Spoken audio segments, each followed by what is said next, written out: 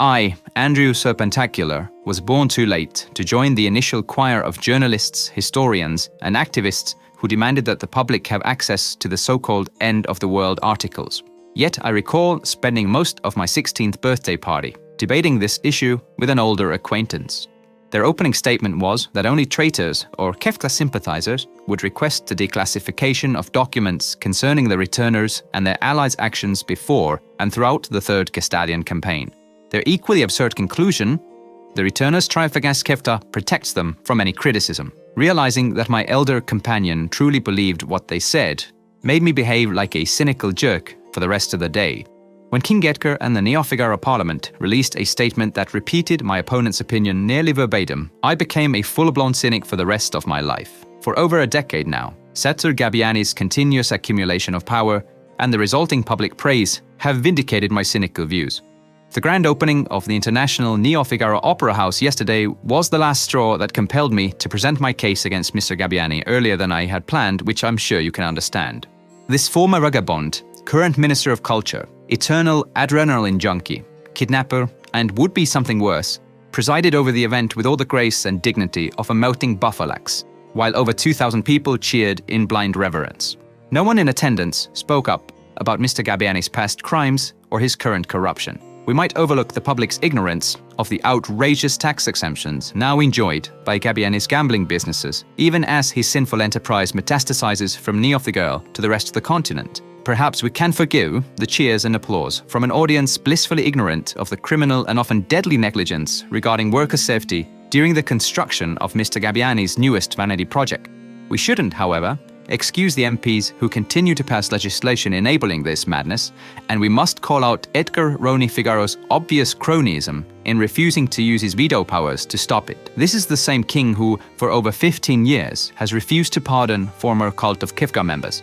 He has disregarded the pleas of anguished friends and relatives and refuses to consider the mountains of evidence showing that powerful magic deprived cult members of free will. Speaking of personal liberty and consent, let us address the fuming Marlboro in the slot machine. Setzer Gabbiani is a kidnapper who would have become something even worse if the returners hadn't foiled his plans with a grandiose switcheroo. This man, who shouldn't be allowed within 500 feet of the planet, once descended from his airship to abduct a woman in front of a live audience. This was because of love, he said.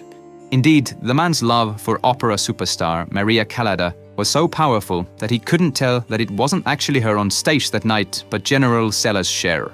Mr. Gabbiani's infatuation was apparently so mighty it caused temporary sensory impairment. Opera-singers world over likely still lament his senses returning to him so quickly. The media have cheerfully assisted Setzer Gabbiani for years, covering up his personal history and rehabilitating his public image ad nauseum.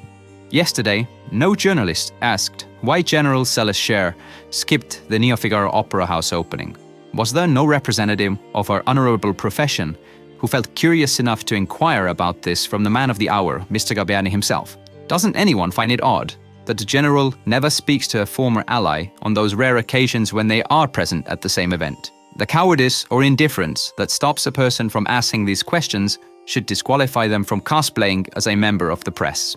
Since I am mysteriously barred from his public events, I must ask my audience instead of Mr. Gabbiani. Could you tell me why Sellers' share, a reformed individual with a dark past, treats Setzer Gabbiani with obvious contempt? Is it his oily wig or his bad breath that summons the general's hatred? Or is Sellers' share simply the best equipped to see right through the facade? Perhaps we should trust the views of the woman who suffered imprisonment and torture to be on the right side of history over a man who distorts history to avoid responsibility. Most of the former returners have left Neo-Figaro, and good for them. Terra Brandvold and Loch Cole are famous business owners and philanthropists on the southern island. Roni is one of the most famous traveling painters and activists in the world. Cyan Garamond teaches fencing in Gidor.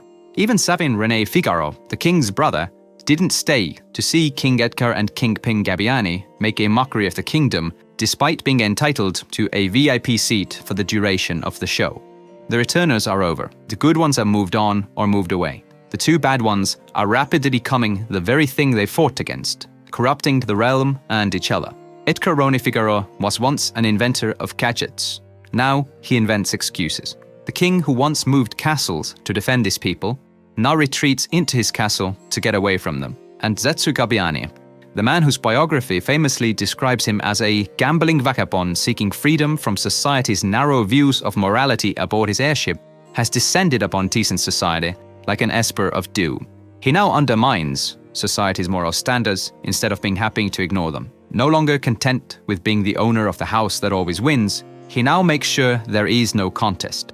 The way these harebrained man-children are casually ruining their own kingdom would make even Emperor Gestal reach for a self-help booklet. The responsibility now falls to international law, rights groups, NGOs, and us, citizens of the New World. We can continue to ignore the impunity of the kidnapper oligarch and the king he made into a gesture, or we can become inspired by the heroic returners. Shall we celebrate Mr. Gabbiani's success in false hopes to share in it, or will we honor Chatham Lake, Cathy D'Antoine, Kyle Ackerson, and the other dead construction workers? These deceased citizens' last lesson in life was, don't meet your heroes, and for goodness sake, don't work for them. It is high time those in power learned a lesson of their own. The lesson that saving the world does not earn one the right to endanger that world for pleasure or profit. Humanity survived the cataclysm that shredded the face of the planet. It would be a tragedy and a travesty to throw away this collective second chance. This is Andrew Serpentacular with the Figaro Daily Chronicle. Thank you for listening to me. May the lovely light of dawn guide us all.